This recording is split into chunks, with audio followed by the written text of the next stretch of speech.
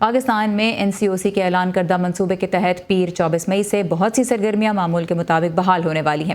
Restaurants میں out ڈور کھانے کی اجازت مل جائے گی، سیاحت کا شعبہ کھل جائے گا، کھلے آسمان تلے 150 مہمانوں کے ساتھ شادی کی تقریب کی اجازت بھی ہوگی، لیکن مزارات، میلے، سنیما گھر، انڈور جمز اور بڑے تفریحی پارک بند ہی رہیں گے۔ اس کے ساتھ ساتھ بین صوبائی ٹرانسپورٹ سروس ویکینڈز پہ معطل رہے گی اور تعلیمی ادارے جون سے بتدریج کھلنا شروع ہوں گے۔ بلوچستان میں گرانی اور مصری شاہ لاہور میں صنعتی سرگرمیاں بھی بحال ہو رہی ہیں۔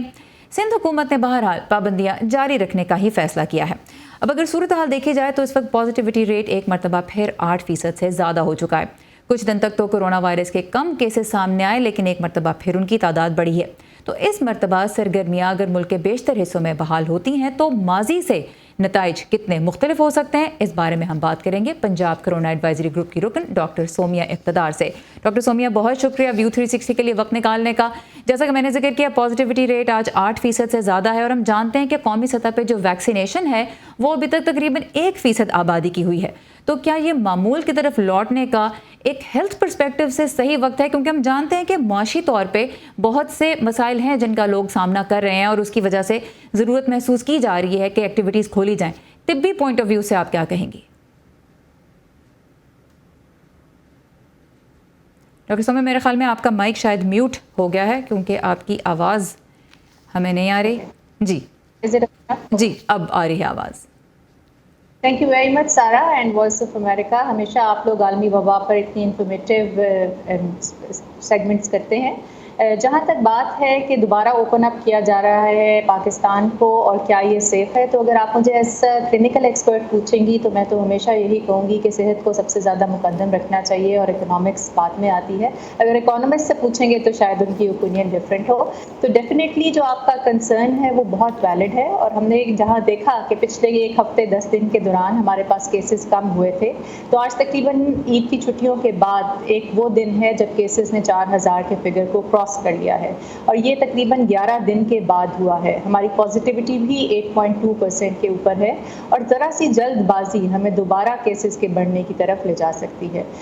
جہاں حکومت یہ فیصلے کرتی ہے کہ چیزوں کو کھولنا ہے، وہ اسی کوشن کے ساتھ ہوتا ہے کہ ہم اپنے SOPs کو فالو کریں گے، جو کہ انفارچونیٹلی ہم فالو نہیں کرتے۔ اور پھر پچھلے کچھ سال میں بھی آپ نے 1.5 سال کا جو عرصہ ہم نے گزارا ہے کورونا کے ساتھ، اس میں دیکھا کہ جب ریلیکسیشن دی گئی تب کیسز میں اضافہ ہوا۔ تو اس ڈر اور خوف کے ساتھ ہی کھولا جا رہا ہے۔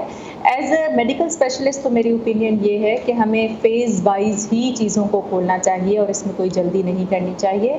لیکن NCOC کا جو فیصلہ ہے اس کو ظاہر ہے کہ اینالائز کیا جائے گا ساتھ ساتھ، اور اگر فگرز اوپر جا رہے ہوں گے یا ہمارا گراف جو ہے وہ دوبارہ اس کا اپورڈ ٹرینڈ ہوگا تو فیصلے کو ریویو بھی کیا جا سکتا ہے۔ اچھا، صحت، یہ جو سیاحت کا جو شعبہ ہے، جو ٹورزم ہے، اس کو کھولا جا رہا ہے، اور اس سے ایک چیلنج جو بڑا پیدا ہو سکتا ہے وہ یہ ہے کہ جب لوگ ایک سے دوسرے شہر جائیں گے تو پھر وائرس بھی ان کے ساتھ ایک سے دوسرے شہر تک جا سکتا ہے۔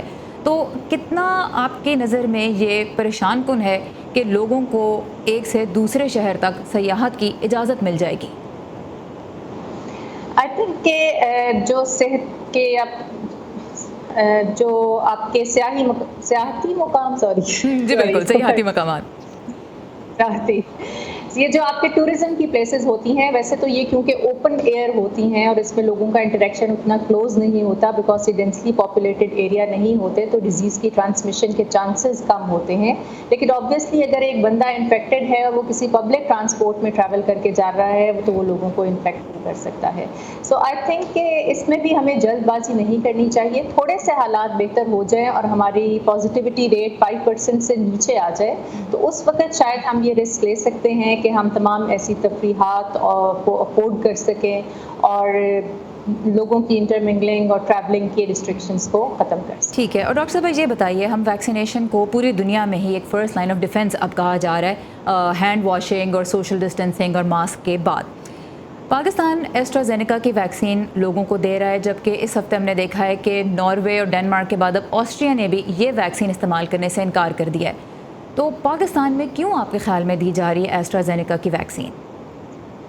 دیکھیے، ایسٹرازینیکا کی vaccine is a good vaccine. یہ وائرل ویکٹر ویکسین ہے اور اس وقت تقریباً 160 کنٹریز میں یہ ویکسین یوز کی جا رہی ہے۔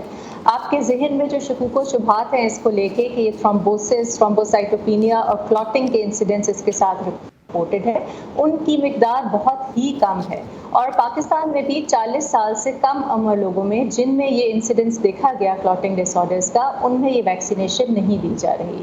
سو اس کی کچھ کنڈیشنز ہے کہ کس ایج گروپ میں دینی ہے، آپ کی ہسٹری لی جاتی ہے، اگر آپ میں کوئی کلاٹنگ ڈس آرڈر ہے یا آپ کو کبھی خون کے جماؤ یا نالی بند ہونے کا مسئلہ ہوا ہے تو ان لوگوں کو ایکسکلوڈ کیا جاتا ہے ویکسینیشن سے پہلے۔ ٹھیک ہے، اور یہ ویکسین جی اور ڈاکٹر صاحب آخر میں آپ سے کوئکلی یہ جاننا چاہوں گی کہ چوتھی ویو کی طرف پاکستان نہ بڑھے، کیا کرنا ہوگا اس کے لیے؟